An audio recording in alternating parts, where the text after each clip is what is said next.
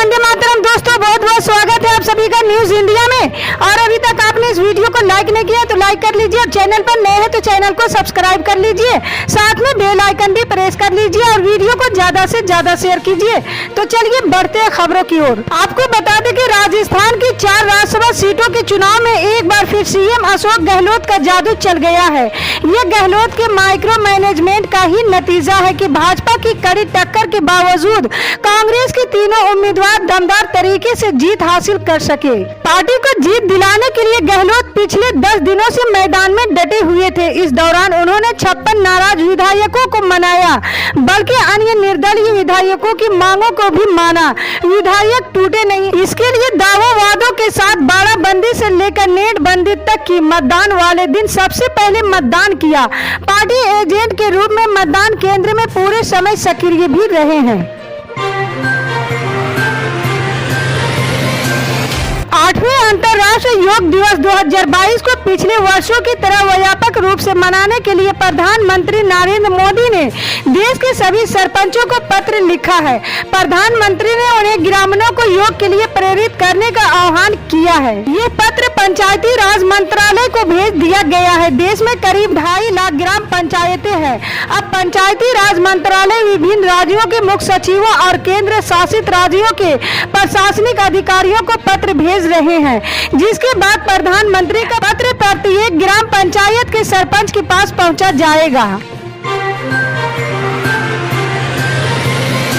राष्ट्रीय जनता दल के अध्यक्ष और बिहार के पूर्व मुख्यमंत्री लालू प्रसाद यादव शनिवार को अपना 75वां जन्मदिन मना रहे हैं। इस दिन राजद कार्यकर्ताओं में खास उत्साह देखा जा रहा है। पटना में पूर्व मुख्यमंत्री राबड़ी देवी आवास पर रात को 12 बजे केक काटा गया, तो शनिवार को राजद कार्यालय में 75 किलोग्राम लड्डू के खास अंदाज में काटा गया है।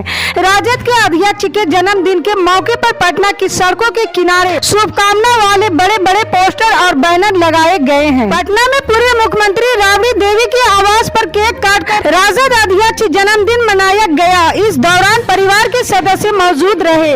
राबड़ी देवी ने सभी लोगों को केक खिलाया है। चुनाव आयोग ने देश के 16वें राष्ट्रपति के चुनाव का ऐलान कर दिया है। चुनाव की घोषणा होने के साथ ही विपक्षी दलों ने अपनी सक्रियता बढ़ा दी है। पश्चिम बंगाल के मुख्यमंत्री ममता बनर्जी ने 15 जून को दिल्ली के कॉन्स्टिट्यूशन क्लब में विपक्ष के मुख्यमंत्रियों और नेताओं के साथ एक संयुक्त बैठक में भाग लेगी। ममता बनर्जी द्वारा बुलाई गई संयुक्त बैठक के लिए 22 नेताओं को पत्र लिखा गया है। इनमें दिल्ली के मुख्यमंत्री अरविंद केजरीवाल, केरल के CM Pinarayi Vijayan, Odisha CM Naveen Patnaik, Telangana CM K Chandrashekar Rao, Tamil Nadu CM M K. Stalin, Maharashtra CM Uddhav Thackeray, Jharkhand CM Hemant Soren, Punjab CM Bhagwant Singh Mann, Congress अध्यक्ष सोनिया गांधी, आरजेडी प्रमुख लालू प्रसाद यादव शामिल हैं।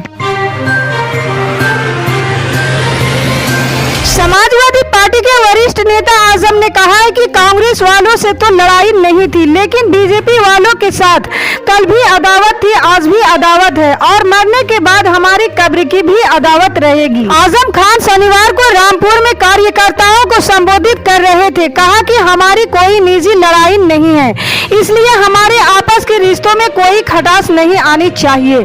जात और धर्म की बुनियाद पर कोई फर्क नहीं होना चाहिए। कहा कि हमने कभी किसी के साथ धर्म और जाति के नाम पर कोई फर्क नहीं किया है, किसी के साथ ज्यादती नहीं की है। मालूम नहीं कौन बीजेपी बसपा कांग्रेस का है। कांग्रेस वालों से तो लड़ाई नहीं थी, लेकिन बीजेपी वालों के साथ कल भी अदावत थी, आज भी अदावत है और मरने के बाद हमारी कब्र की भी अदावत रहेगी, वो भी वसूलों की बुनियाद पर। पश्चिम बंगाल भाजपा प्रमुख सुकांत मजूमदार को पुलिस ने गिरफ्तार कर लिया है। उन्हें उस समय गिरफ्तार किया गया है जब वो हावड़ा में विरोध स्थल पर जा रहे थे। हावड़ा में पहले से ही धारा 144 लागू है, इस वजह से पुलिस ने कदम उठाया है। उन्हें पहले दूसरे गुहली ब्रिज पर हिरासत में लिया गया था, बाद में पुलिस ने उन्हें गिरफ्तार कर लिया है। AIM प्रमुख प्रमुख असुद्दीन अवैसी ने पैगंबर विवाद में नुपुर शर्मा के खिलाफ कानूनी कार्रवाई करने के लिए कहा है। उन्होंने कहा कि देश का कानून सुप्रीम है, कानून के हिसाब से ही नुपुर शर्मा के खिलाफ कार्रवाई होनी चाहिए।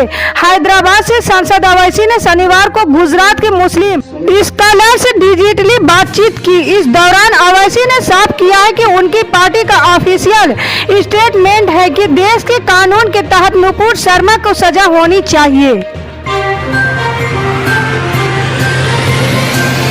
बिहार के मुख्यमंत्री नीतीश कुमार ने शुक्रवार को कहा कि विधि व्यवस्था सरकार की सर्वोच्च प्राथमिकता है तथा प्रशासन और पुलिस ने पूरी मुस्तैदी के साथ राज्य में सांप्रदायिक घटनाओं को नियंत्रित रखा है। विधि व्यवस्था एवं मद्य निषेध से संबंधित समीक्षा बैठक के दौरान अधिकारियों को आवश्यकता निर्देश देते हुए मुख्यमंत्री ने कहा कि विधि व्यवस्था सरकार की सर्वोच्च प्राथमिकता है, इसलिए अपराध नियंत्रण में किसी प्रकार की कोताही न हो। उन्होंने कहा कि अपराध अनुसंधान कार्य में तेजी लाएं और इसे समय पूर्ण करें ताकि दोषियों पर जल्द कार्रवाई हो सके। उन्होंने कहा कि रात्रि गश्ती, पैदल गश्ती में किसी प्रकार की लापरवाही न हो, इसको सुदूर करने को लेकर रवि पुलिस अधिकारी गश्ती का औचक निरीक्षण करें।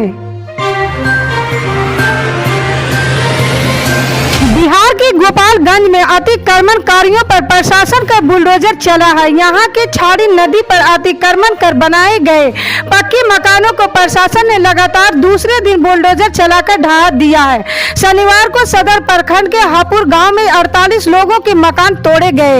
इनमें 10 लोगों के कच्चा मकान थे जबकि 38 लोगों का पक्का मकान बना हुआ था। सीओ राकेश कुमार सिंह ने बताया कि शुक्रवार को पहले दिन मनिकपुर में 20 लोगों के मकान को तोड़ा गया था जबकि दूसरे दिन 48 लोगों के मकानों को तोड़ दिया गया है। इन सभी ने नदी की जमीन पर अतिक्रमण कर मकान का निर्माण कराया था। दिल्ली और उत्तर प्रदेश समेत भीषण गर्मी से जूझ रहे उत्तर भारत के राज्यों को इन दिनों मानसून का बेसब्री से इंतजार है। इस बीच मौसम विभाग ने मानसून को लेकर गुड न्यूज दी है।